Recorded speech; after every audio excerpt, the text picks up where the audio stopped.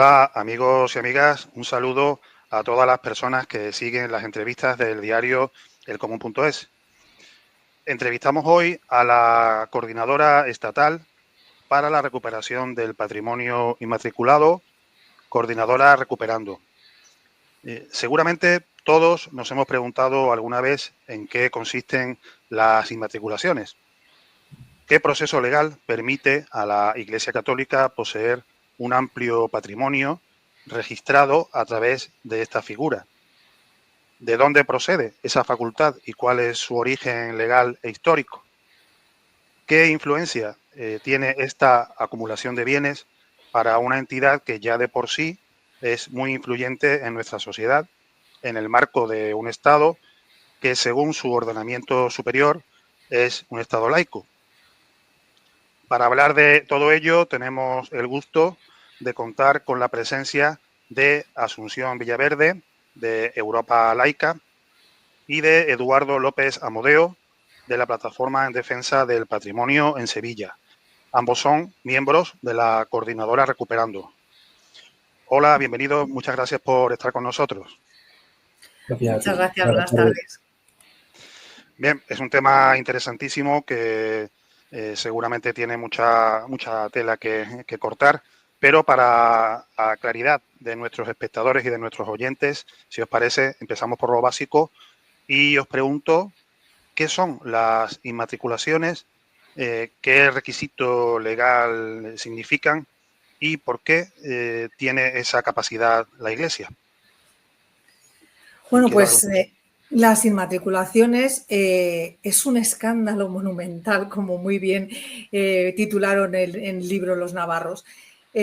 Una inmatriculación no es ni más ni menos que la primera inscripción en el registro de la propiedad de algo que no está registrado.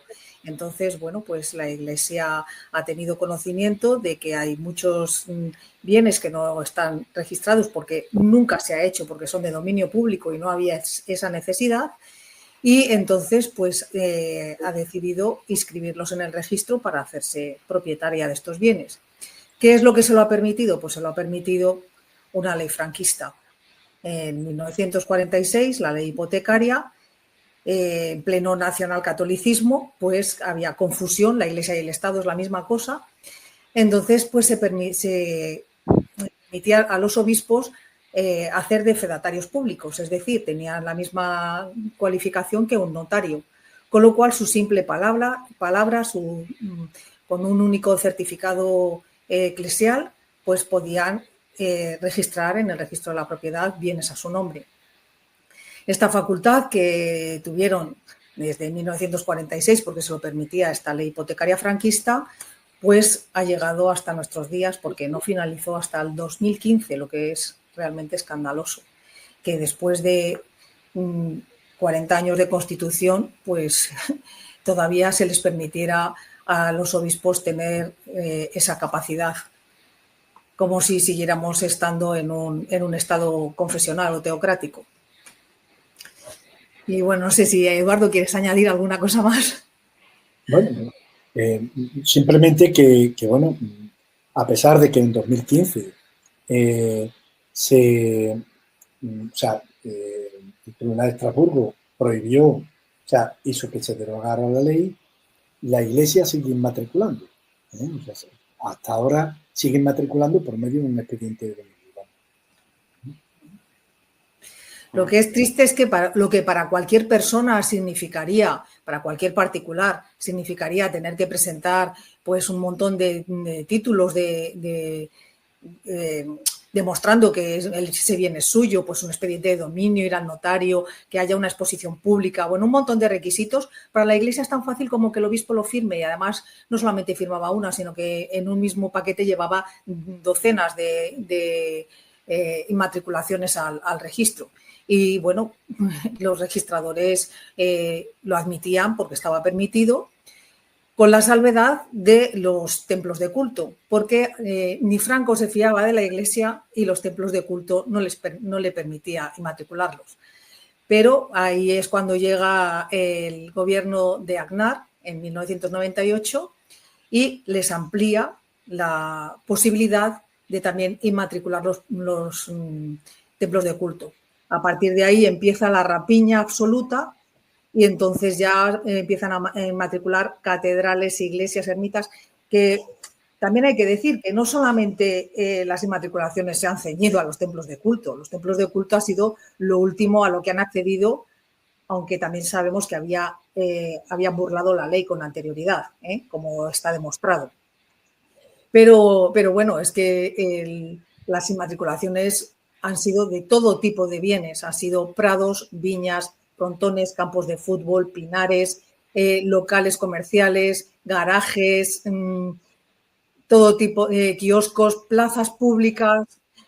De eso nos puede hablar Eduardo, que tiene muchos casos en Sevilla, la Plaza del Pocito de Córdoba, también la Plaza de los Santos Niños en Alcalá de Henares, que está en pugna con el ayuntamiento, porque el ayuntamiento cree que puede demostrar que ha sido siempre una plaza pública.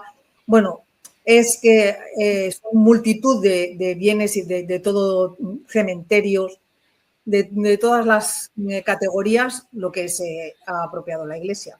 Muchos de ellos, además, en fraude de ley, porque algunas han sido registradas doblemente.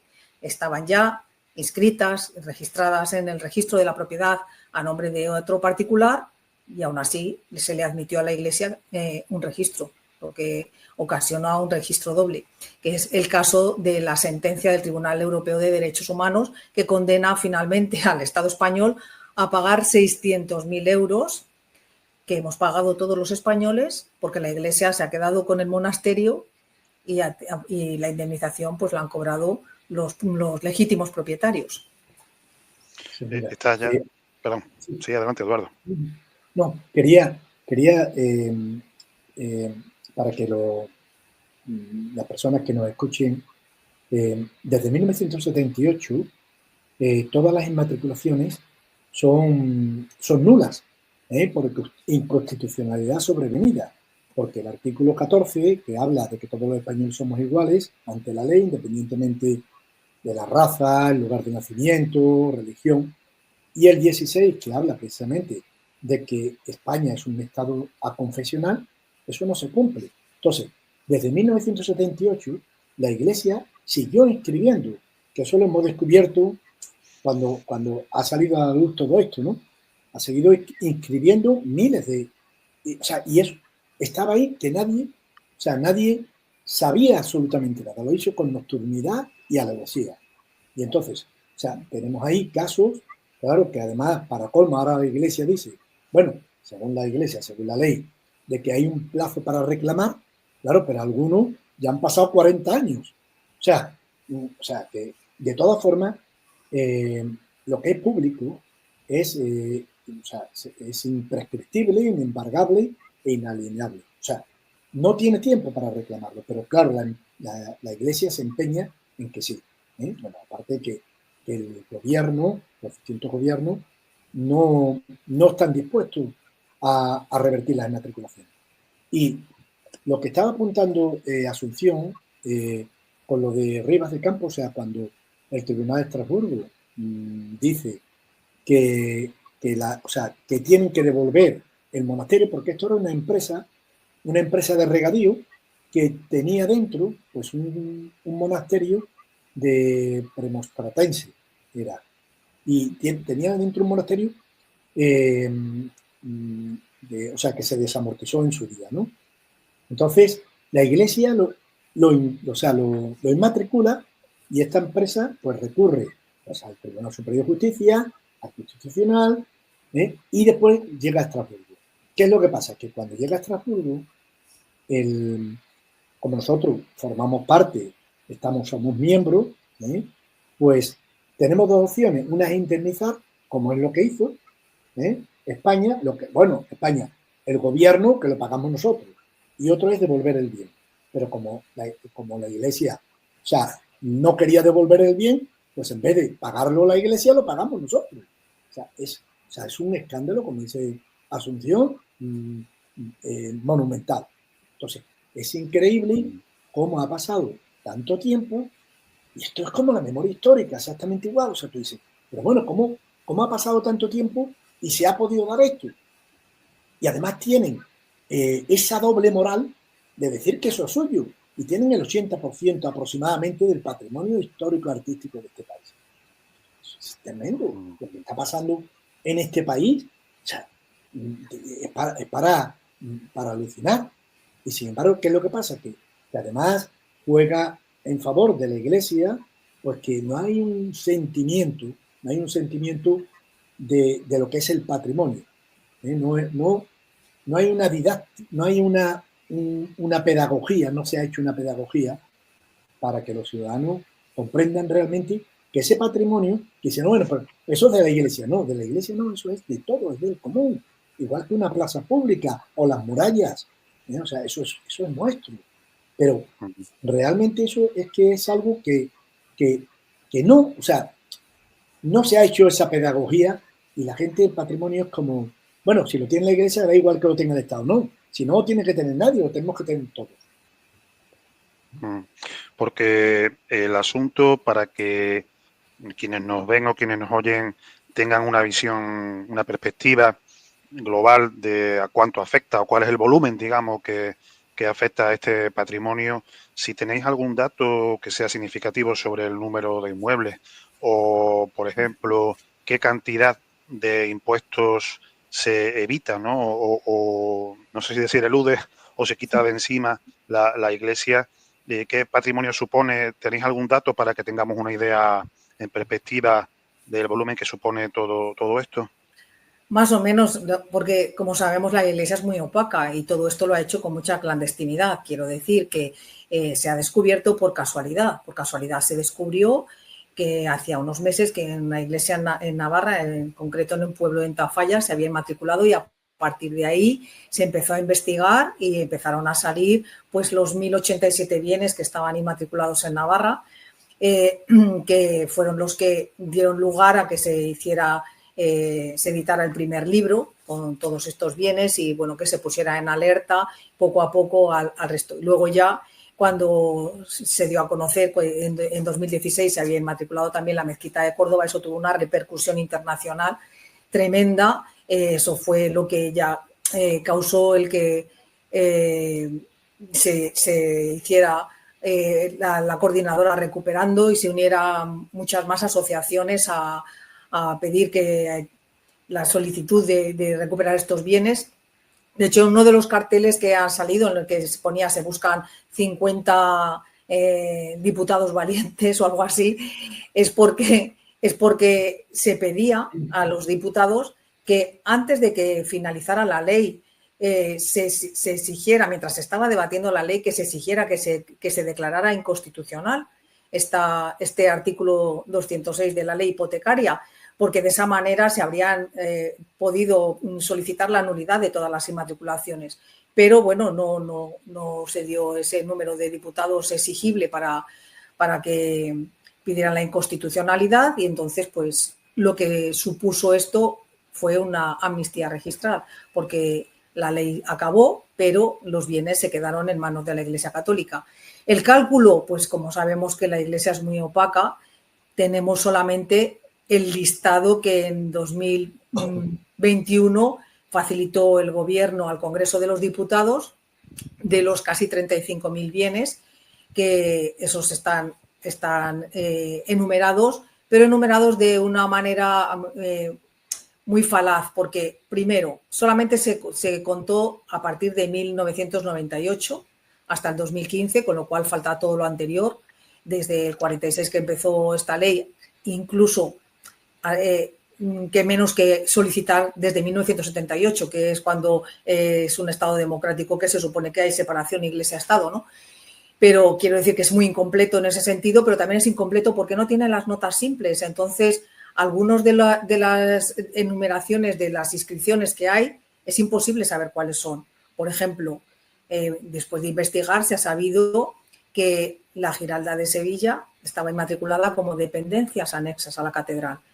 Si esto no tiene un equipo investigador para pedir la nota simple para que se sepa qué es exactamente ese bien, pues eso pasa desapercibido porque no se tiene la información completa. El cálculo que ha hecho Europa Laica, que ha hecho también la coordinadora Recuperando, es que ampliando aproximadamente en los años y todas las inmatriculaciones que se tienen, de las que se tiene conocimiento, es que son unos 100.000 bienes lo que tiene la Iglesia Católica inmatriculados en España. Consideramos que es la mayor inmobiliaria de España después del Estado. Fíjate, el año pasado o el anterior, la Iglesia pues entregó al gobierno pues 1.000 y pocos inmuebles que decía que los había inmatriculado erróneamente.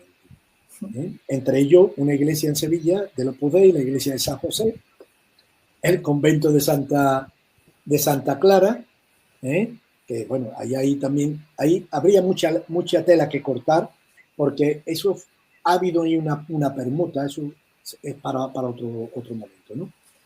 Y solamente han sido en toda España 1.000 y poco inmuebles, ¿no? O sea, es una auténtica vergüenza.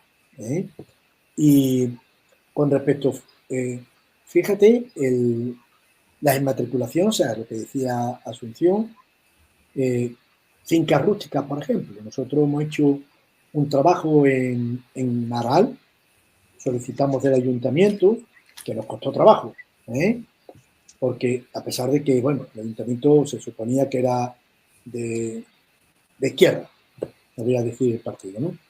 Pero nos costó trabajo para presentar una moción donde se pidieran las notas simples. Bueno, pues cuando se solicitaron las notas simples, ellos por su lado y nosotros por otro, por el nuestro, resulta que de los 27 inmuebles inmatriculados, 22 eran fincas rústicas y solamente 5 era un convento, iglesia y 4 iglesias, ¿no? Entonces, cuando seguimos investigando, pedimos las certificaciones literales de esas fincas y ya habían 24. Entonces, ¿qué es lo que pasa? Porque eso no es solamente en Aral, en el Coronil, en Navarra, con los bienes comunales, ¿no? Entonces, todas estas fincas rústicas que no tienen nombre, pues a saber, ¿no? Porque, como sabemos, antiguamente, anterior a 1863, creo que era 62 o 61, no había registro civil, pero además la gente no, hasta antes de la guerra no se acostumbraba en los pueblos, como sabéis, pues con un apretón de mano se vendían, o un documentito, yo te vendo esta parcela. Entonces, ¿qué pasó en la guerra civil? Eso es una lectura que a lo mejor habría que investigar. Que mucha gente o desaparecieron o tuvieron que huir. Y si eso no quedaba, o habían ardido los registros, porque en algunos pueblos prendieron fuego a los registros. Entonces, ¿qué es lo que pasa con eso? Que no sabemos, porque 22 fincas rústicas en un pueblo como Aral, ¿de qué estamos hablando? Y los bienes comunales que se han apropiado, por ejemplo, en Navarra, que nosotros, bueno, en Navarra porque Navarra es la pionera en la reclamación y porque ellos tienen un registro. Nosotros aquí, en Andalucía, y me imagino no, y en el resto de España, pocos registros a lo mejor hay de los bienes comunales, ¿no? De lo que es común. Entonces, pues a saber cuánto hay inmatriculados de iglesias. Y si resulta que son casi 300 lo que tienen ahora mismo documentado en Navarra, pues tenemos que decir cuánto ha sido en el resto de España.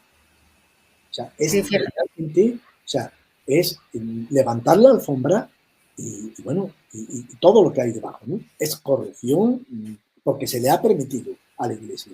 A la Iglesia se le ha permitido. Navarra es que tienen la suerte de que... ¿Sí?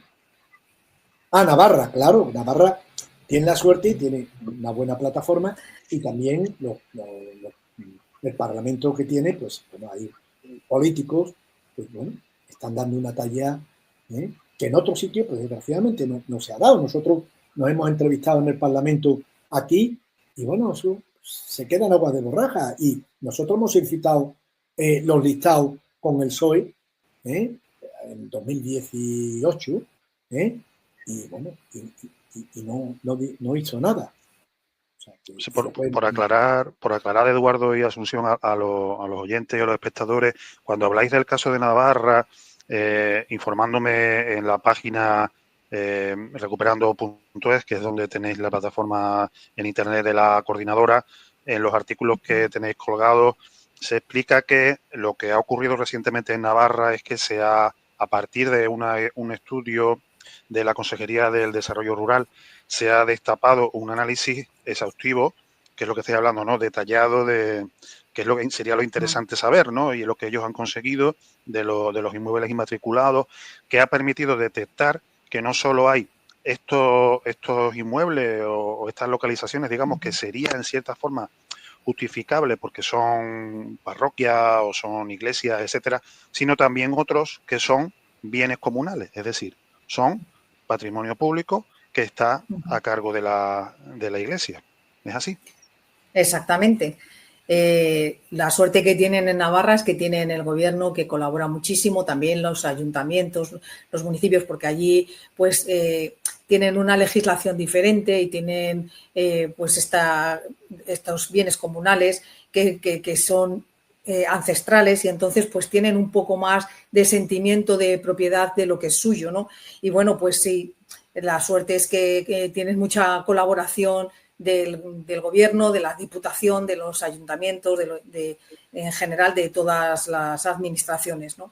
Y bueno, pues sí, han hecho un análisis exhaustivo y de momento han encontrado 300 bienes comunales, pero están pensando que la cifra se puede ampliar a los 1.700, ¿eh? De todas maneras, Navarra, que fue la pionera y también consiguió el primer listado de sus 1.087 bienes, solo desde el 98 al 2007, que es cuando lo solicitaron, que no son tantos años, y ya eran 2 catedrales, 651 templos, 191 ermitas, 9 basílicas, pero eran también 42 viviendas, locales comerciales, almacenes, garajes, atrios, 8 cementerios, 107 fincas solares, terrenos, 38 prados, pastos, helechales, 12 viñas, pinares, olivares, arbolados y un frontón. Lo tengo por escrito porque es difícil si no aprendérselo de memoria. Pero lo que estamos diciendo todo el tiempo es que no solamente son bienes que puedan la gente pensar que pueden ser propiedad de la Iglesia, que bueno, el uso de ellos, que no está en ningún caso se cuestiona, no les da la propiedad. Porque en otros países como en Francia, en Portugal, que son nuestros vecinos más directos, el Estado es el propietario de todas estas catedrales y iglesias, incluso con la aquiescencia del Vaticano, que en plena dictadura de portuguesa en 1940 permitió que los bienes, bueno, que lo dijo es por escrito, que los bienes, las catedrales y las iglesias pertenecían al Estado.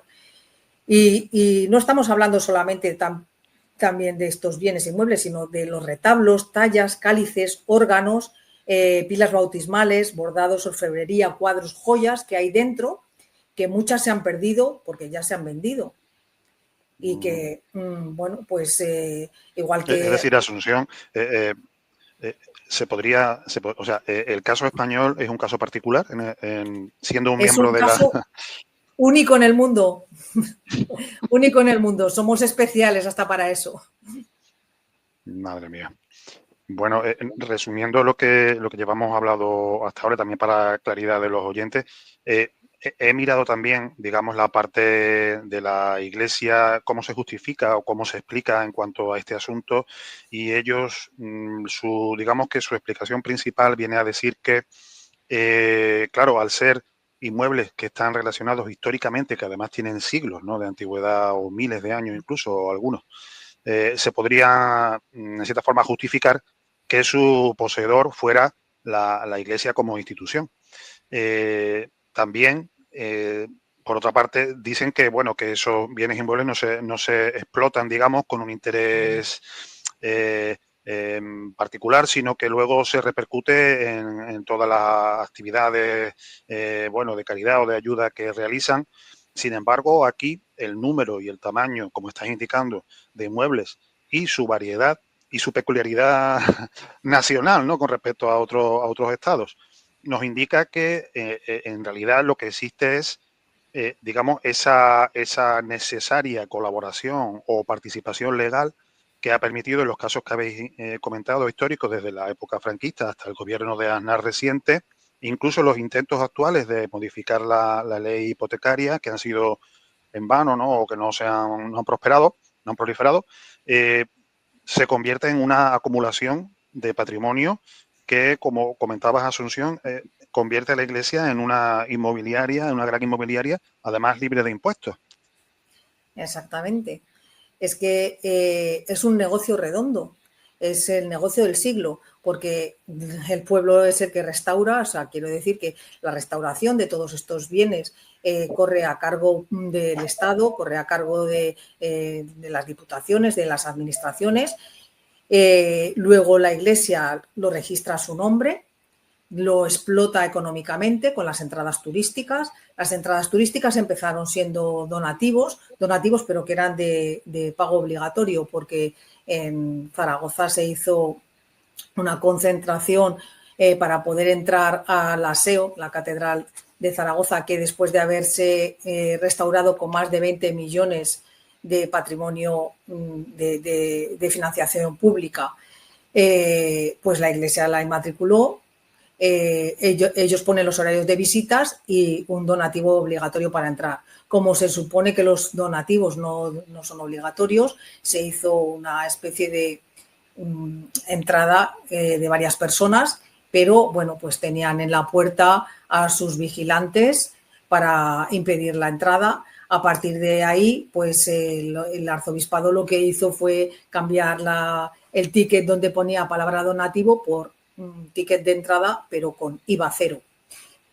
Quiero decir que cobran un montón de dinero por las entradas a estas catedrales, a la Catedral de Valencia, a la de León, la de Burgos, a la Mezquita de Córdoba, que se sabe que tiene miles de visitantes y que, bueno, millones de visitantes, mejor dicho, y que tiene unos ingresos ingentes. Se calcula que son ingresos de más de 2 millones de ingresos anuales solamente por estas entradas, que luego no están fiscalizados, no se declaran a Hacienda, es dinero negro directamente, es dinero que la Iglesia recoge y que no está fiscalizado, no tiene que dar cuentas no sabemos a qué lo dedica después. No, ellos dicen que es para la conservación de los bienes, pero eso no es cierto, porque sabemos que es el Estado quien se encarga de restaurar y mantener estos bienes. Y luego otra de las cosas que me preguntabas es que la Iglesia dice que es suyo porque viene, pues eso, es ancestral, ¿no? Sí, siempre ponen en el registro que es suyo desde tiempo inmemorial, es la palabra exacta que ellos utilizan. Pero claro, ¿cómo pueden defender eso cuando también han registrado a su nombre unas murallas medievales en el pueblo de Artà, en Baleares, por ejemplo? Desde cuando las murallas son propiedad de la Iglesia, o otro tipo de bienes como pueden ser los cementerios. Los cementerios, no hay nada que sea más común para una población que el cementerio, y también los han registrado a su nombre. Es decir, que son excusas que pueden valer para la gente que es más inexperta en la materia, pero realmente no tiene un pase. Sí, mira, yo, por ejemplo, el tema del cementerio tiene aproximadamente, hay matriculado 2.500 cementerios. Y en los pueblos se ha peleado mucho porque ¿quién ha mantenido los cementerios? ¿Quién? La gente del pueblo y los ayuntamientos. Y ahora han llegado ellos y lo han inmatriculado. O sea, lo han inmatriculado y lo están vendiendo. Se lo están vendiendo a otras empresas. Empresas funerarias. Entonces, los fondos de inversión están ahí. Entonces, ¿qué es lo que pasa? Que hay gente que están teniendo que volver a pagar unas tarifas nuevas por lo que ya tenían comprado para su familia. O sea, es una auténtica barbaridad. Y después, con respecto a lo que decías de las catedrales, fíjate, cogí unos apuntes sobre el tema de las catedrales, que ya no sabía, pero no sabía, o sea, para que la Iglesia diga que es que no o sea, que es para su mantenimiento. Cuando el mantenimiento, nosotros tuvimos una reunión hace poco con la subdirección de patrimonio del ministerio y una cosa que no sabíamos es que a pesar de los pesares, aunque no ponga nada en ningún cartelito ni en ningún sitio, el Ministerio de Cultura pues envía a expertos para ayudar, por ejemplo, en las restauraciones de las catedrales. Y eso lo estamos pagando nosotros, pero además eso no aparece en ningún sitio. Pero sí va personal que nosotros estamos pagando, independientemente que, bueno, que hay presupuestos, es que, de hecho, ahí tienen montado un chiringuito, para que las iglesias en los pueblos pues puedan pedir subvenciones de una forma o de otra, pero, o sea, que les ayudan, lo tienen montado para que puedan pedir las subvenciones que les puedan corresponder, porque seguimos, eso es un agujero negro que no termina. Bueno, pues la recaudación millonaria de los donativos, lo he leído recientemente, por ejemplo, la Catedral de Sevilla, 23 millones en el año 2023. 23 millones. Fijaros que el Cabildo sacó en el primer semestre de 2023, y salía con las entradas gratis, pues unos ingresos de unos 10 millones de euros. La cuenta que nosotros hicimos. Después eso lo han quitado, claro, rápidamente. O sea, estamos hablando que está en esa tónica. O sea, que 23 millones en Sevilla. Si estamos hablando de Córdoba, pues, o sea, también otra auténtica barbaridad. En Burgos, 3 millones y pico. O sea, la Catedral de Valencia. O sea, que es que la Sagrada Familia, 126,9 millones. O sea, la Sagrada Familia de Barcelona. O sea, entonces, es un dinero que además no paga. Es un paraíso fiscal. No paga absolutamente nada. Después, con respecto a las restauraciones, pues nosotros estamos aportando, el gobierno está aportando, es una auténtica barbaridad, porque es que se nos va muchísimo dinero por todos sitios, porque además, y el negocio es de ellos. O sea, que realmente nosotros estamos manteniendo sus edificios, que son nuestros, y ellos están llevando el dinero. Sin duda. Es un tema que, como vemos, pues abarca un problema considerable, teniendo además en cuenta la situación de crisis que padecemos los españoles en cuanto al aspecto inmobiliario.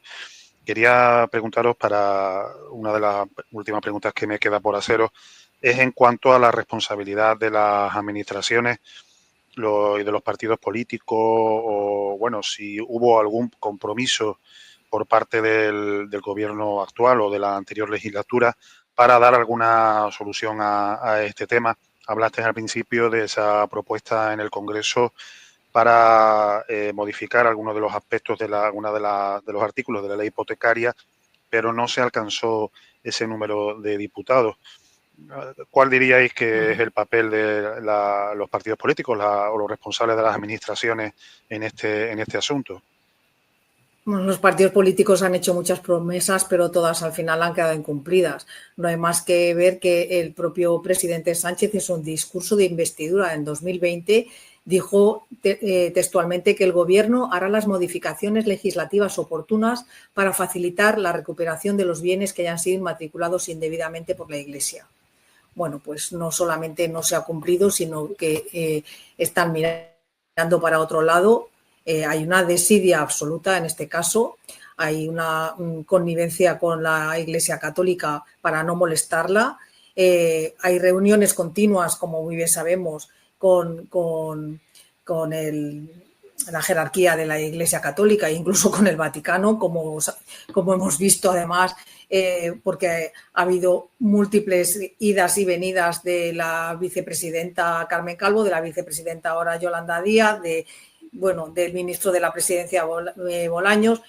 Y bueno, pues ellos pactan en secreto. Yo creo que es un pacto de no agresión, porque realmente no se ha tomado ninguna iniciativa, por más que se han hecho promesas y por más que se dijo esto en el debate de investidura. No se ha avanzado nada políticamente, excepto en el Gobierno de Navarra.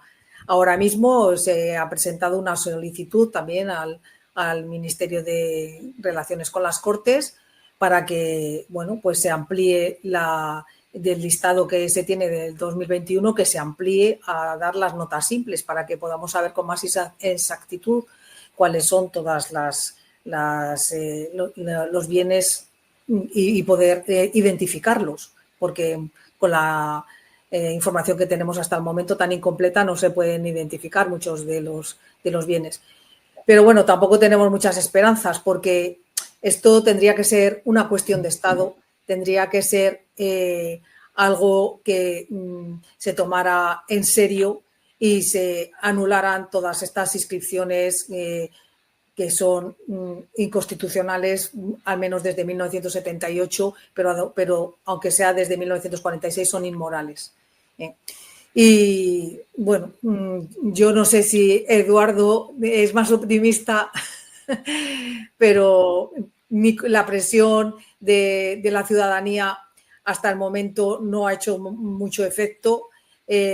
También es verdad que es un tema muy difícil y complicado, que cuesta mucho entenderlo y bueno, pues la Iglesia tiene unos mecanismos publicitarios muchísimo más fuertes que los nuestros. Ellos tienen sus radios, televisiones, medios de comunicación, sus altavoces en todas las iglesias, desdiciendo esto que nosotros decimos y que, aunque es fácilmente probable, porque se puede comprobar con mucha facilidad, ¿no? Pues bueno, pues no llega al alcance de la gente, no llega a oídos de la gente lo escandaloso que es, porque tenemos que tener en cuenta que todos estos bienes no solamente es que estén de su propiedad y estén utilizándolos para hacer un ingente negocio, es que además tampoco, como están exentos de pagar impuestos, no pagan el IVA, es un dinero que está perdiendo también la hucha común, ¿no? Para dedicarlo a otro tipo de cosas. Solamente en Valencia sí que se calculó, porque el Ayuntamiento de Valencia, creo recordar que con Juan Ribón, no me quiero equivocar, se exigió que pagara el IBI. Y bueno, pues no ha pasado años, pero no se paga. Y el cálculo que hizo de todos los bienes que tenía la Iglesia, incluso por locales comerciales que estaban en explotación, dejaba de ingresar el Ayuntamiento de Valencia 4 millones de euros. Si esto lo extrapolamos a toda España, imagínate el dinero que deja de recaudar la hacienda pública, el dinero que deja de recaudar para el fondo común y para los gastos necesarios en toda España, ¿no? Es que además estamos hablando de que se está haciendo también una competencia desleal con otros negocios que sí que pagan sus impuestos religiosamente. Nunca mejor dicho. Eduardo, ¿algo que añadir? Mira, sí, yo quería hacer dos puntualizaciones, porque no quiero que se nos vayan. Por un lado, el listado, para que los espectadores se hagan una idea. Por ejemplo, en Castilla y León, que de los 35.000 bienes fueron prácticamente un tercio en Castilla y León, 6.147 eran en templos y dependencias complementarias y 4.096 en otros.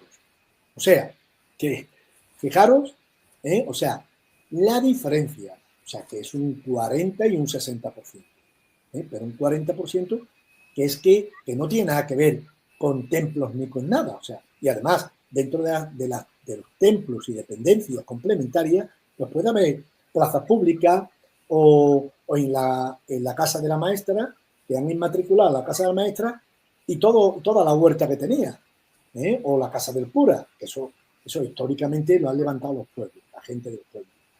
Y fijaros, en Galicia, que es escandaloso, es el segundo lugar que tiene, o sea, inmatriculó 2.747 templos y dependencias complementarias, pero 4.384 de otros.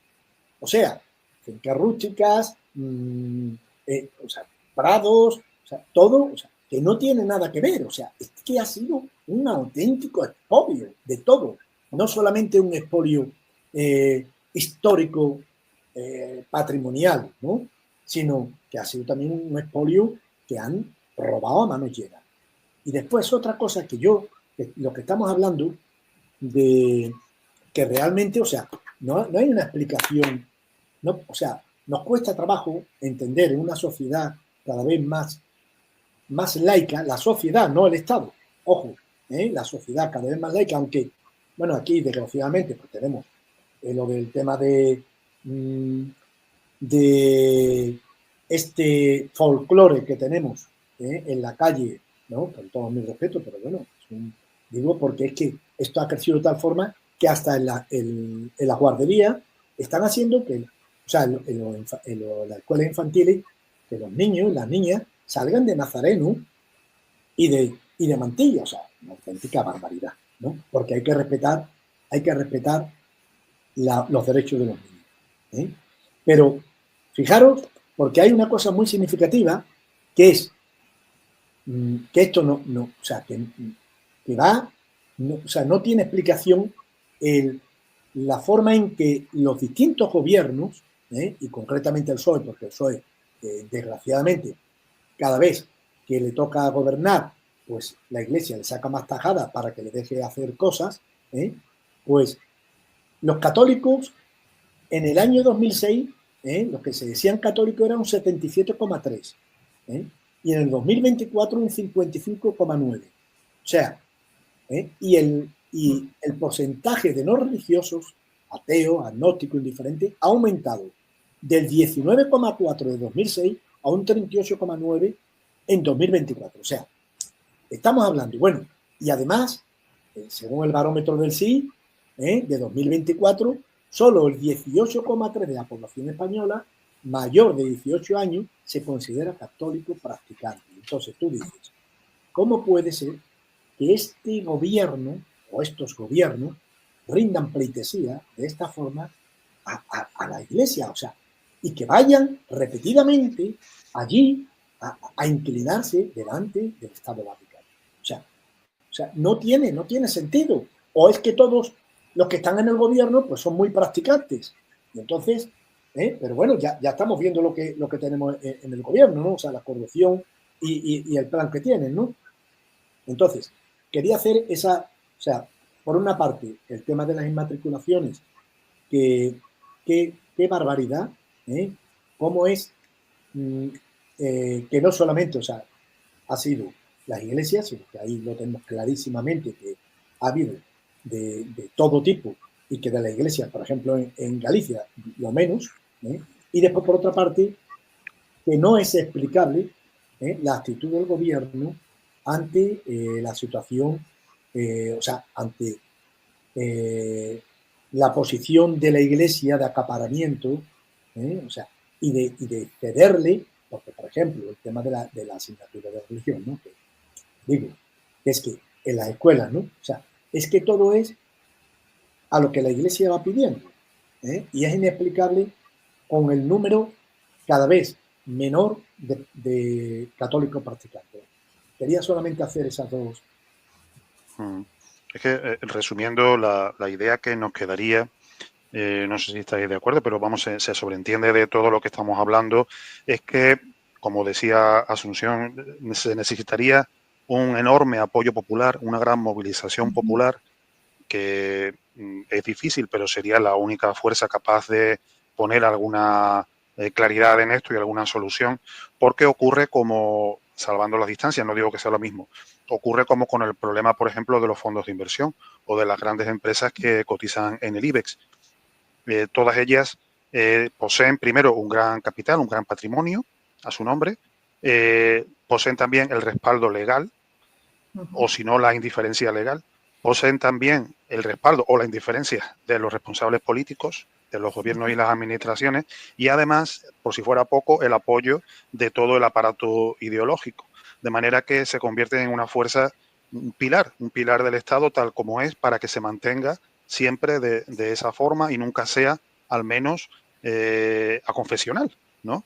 Y como estamos diciendo, pues la solución a esto sería, entiendo, lo que proponéis, una gran movilización y concienciación popular, lógicamente. Pues sí, pero Estamos de para acuerdo. eso lo primero que necesitamos es tener conocimientos, y cuando tengamos conocimiento de todo lo que hay, pues entonces ya podemos explicarlo en los medios de comunicación, podemos hacerlo público, ¿no? Pero claro, es lo primero que había pasado es que esto no se sabía, estaba oculto. Entonces, sin tener el conocimiento, sin tener el listado, sin saber lo que pasa, ¿qué vas a poder explicar? Para eso pues, se necesita a la administración, se necesita al gobierno, al Congreso de los Diputados que facilite esa información, porque también los registradores han sido colaboradores necesarios en esta tarea.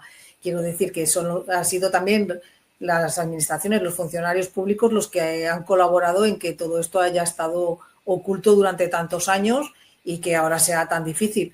La propuesta que tiene la coordinadora Recuperando es poner el contador a cero, que se declaren nulas todas las inmatriculaciones y después que la Iglesia demuestre lo que es suyo sin ningún problema. Mientras se tenga título de propiedad y pueda demostrar que es suyo, pues es suyo, y luego pues que pague por lo que es suyo, claro. Y el resto pues se tendría que hacer una ley de patrimonio histórico-artístico, crear un listado del Tesoro Nacional, no sé cómo llamarlo, pero en donde quedarán registrados todos estos bienes de interés cultural, bienes que son patrimonios de la UNESCO, todo pues nuestro rico patrimonio histórico y cultural que, bueno, pues están en manos, en el fondo, de un Estado extranjero, porque los diocesanos que han inmatriculado son los administradores de la jerarquía de la Iglesia, pero la jerarquía eclesiástica depende del Vaticano, son administradores del Vaticano, con lo cual estamos hablando de que todo esto que está en manos de la Iglesia está en manos, en el fondo, al final, de un Estado extranjero. Mira, yo una cosa que quería comentar, porque a lo mejor algunas personas o algunas personas pueden pensar que nosotros, pues bueno, es que somos un movimiento anti-iglesia, ¿no? Y eso nada más lejos, ¿no? Nosotros respetamos que las iglesias están para el culto. Entonces, dentro de Recuperando engloba a una veintena de asociaciones, tenemos cristianos de base, comunidades cristianas que están trabajando mano a mano, codo con nosotros, pidiendo la reversión de las inmatriculaciones. O sea, esto es una barbaridad. Y con respecto a lo que se puede hacer, evidentemente, pues la única forma, evidentemente, es que el gobierno haya una reversión de las inmatriculaciones. Mientras tanto, nosotros estamos como hormiguitas, somos la piedra en el zapato, ¿no? La chinita en el zapato. Y, bueno, pues igual que en Navarra, pues hacen la entrega del carbón, se han hecho concentraciones a nivel nacional de Recuperando, de todas las plataformas que la integran, y concretamente, bueno, también en Córdoba, en fin, que en cada sitio pues se intenta hacer algunas acciones, ¿no? Y nosotros, por ejemplo, en Sevilla, pues que es un caso también escandaloso, ¿no? Porque el Patio Naranjo, que está como dependencia en esa de la catedral, pues resulta que en el PEGU de 2006, pues le cambian lo público a privado. O sea, es un servicio público, o sea, como no me acuerdo mismo cómo es, ¿no?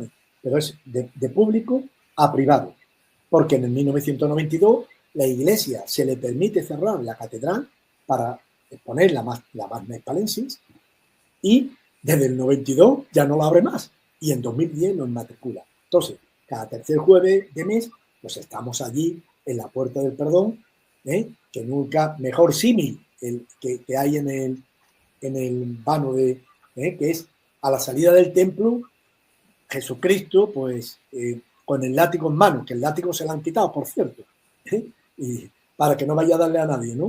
De los mercaderes del templo. Los que salen por allí, pues, eso es increíble cómo está eso. Cuando lo vimos, nos quedamos, pues, fíjate que paradoja, ¿no? Y cada tercer jueves de mes vamos recogiendo firmas, informando a la ciudadanía. Y hay mucha gente de Sevilla que no tiene ni idea de por qué está cerrado eso. Y además todo el mundo que se le dice, pues se presta a firmar porque entiende que eso ha sido un sitio, un lugar público. Y después otras cosas también que se hacen son los paseos que se hacen también en algún que otro sitio por los bienes inmatriculados. Esto del patio de los Naranjos y los bienes inmatriculados lo hacemos juntamente con Ben Baso, la Asociación de Profesores para la Difusión y Protección del Patrimonio. Ellos, pues en el patio de Naranjos, que llevan antes que nosotros reivindicando la apertura, pues estamos allí pues trabajando conjuntamente. Y después, para los paseos que nosotros pues denunciamos la inmatriculación de los templos, pues ellos lo que hacen es una exposición histórico-cultural para la gente que quieran. Entonces hacen un poco de performance con música.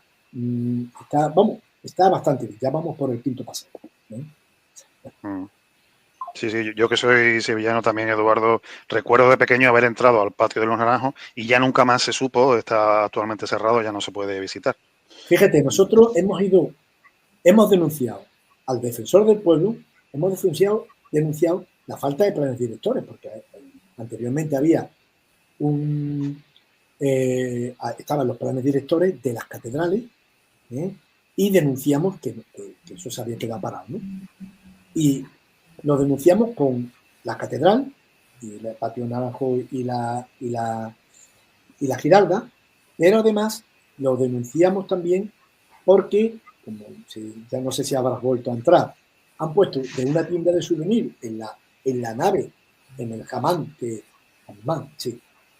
es lo que queda, la parte original del patio Naranjo, pusieron una tienda provisional y ahora han puesto provisional pero más grande. O sea, cogen toda la nave. Entonces lo denunciamos también al defensor del pueblo. El defensor del pueblo nos ha dado la razón las dos veces, ¿no?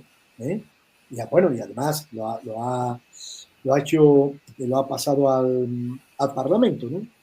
Para que quede constancia en la lectura esta anual, ¿no? En la memoria anual.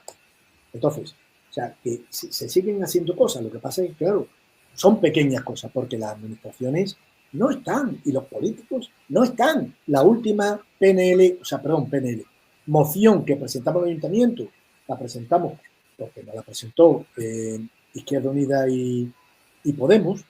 Esto ha sido este invierno pasado. Pues sale la señora de Vox diciendo que eso tiene un propietario.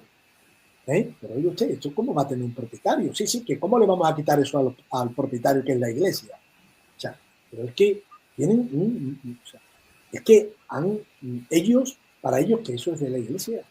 Y eso ha sido siempre durante siglos, 8 siglos que llevamos abierto para la ciudadanía. Y eso de pronto lo han cerrado porque la iglesia dice, hasta aquí hemos llegado. En fin. Bueno, por ir terminando, Eduardo ha enumerado algunas de las actividades que se realizan en Sevilla. Le pregunto ahora a Asunción si quiere añadir alguna otra actividad para que los espectadores o oyentes conozcan de qué forma pueden participar o qué pueden hacer al respecto. Sí, bueno, se han hecho rutas por los monumentos inmatriculados en ciudades como Sevilla, Granada, Zaragoza, Córdoba, León. También a veces concentraciones, pero en realidad hay ahora una obra de teatro estupenda de Navarra, claro, como no, que es el grupo Amico, que estamos intentando llevar a diferentes sitios porque, bueno, es muy visual y entonces pues explica bastante bien lo que significa esto. Además, bueno, pues lo hacen de una manera también con humor, ¿no? Pero es que en realidad es difícil saber qué puede hacerse para esto, porque primero necesitamos la información y luego poder llegar a la ciudadanía para explicarlo.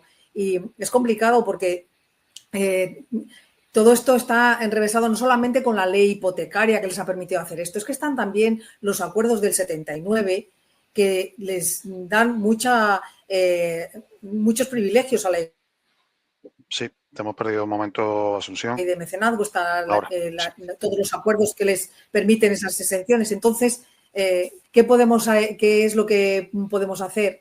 Bueno, yo animaría a la gente a que se una a algunas de estas asociaciones patrimonialistas que forman parte de Recuperando. Recuperando no solamente está Europa Laica y Movimiento Hacia un Estado Laico, sino que también están muchos grupos cristianos como Redes Cristianas y de bases populares que están muy implicados, por cierto, y muchas asociaciones patrimonialistas que están concienciadas de conservar el patrimonio nacional, porque mucho de ello está abandonado y se está derrumbando.